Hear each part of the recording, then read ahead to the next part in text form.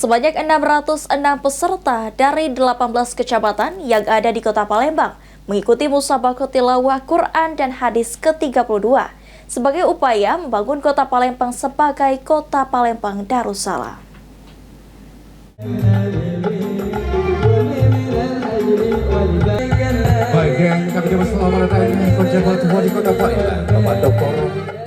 Musabaqah tilawah Quran dan hadis ke-32 tingkat Kota Palembang resmi dibuka, serta diikuti oleh 606 peserta dari 18 kecamatan yang ada di Kota Palembang, yang dilaksanakan pada tanggal 14 hingga 22 Februari 2025.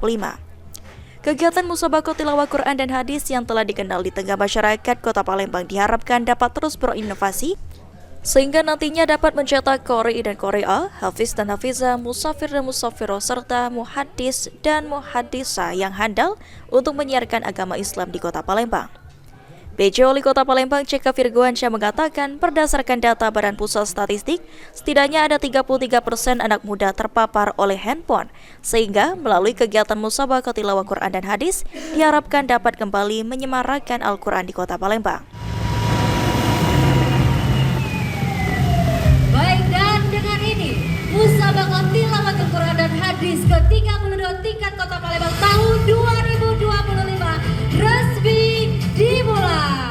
Ya, salah satunya kita dengan menggalakkan kegiatan-kegiatan seperti ini, sebagaimana tadi saya sampaikan, setidaknya 33% anak muda kita itu terpapar oleh handphone, oleh gadget. Oleh karena itu, dengan adanya kegiatan-kegiatan seperti ini, dia bisa ikut serta ikut lomba, mudah-mudahan bisa menyemarakan kembali Quran di Kota Palembang. Harapannya Pak dengan kegiatan ini sendiri?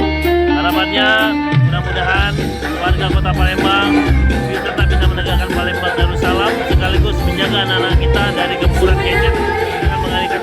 Nantinya juara dari MTQH ke-32 di Kota Palembang akan dikirim ke tingkat provinsi untuk mengikuti seleksi tilawah Quran dan hadis yang akan dilaksanakan di Kabupaten Pali. Eki Saputra, PAL TV.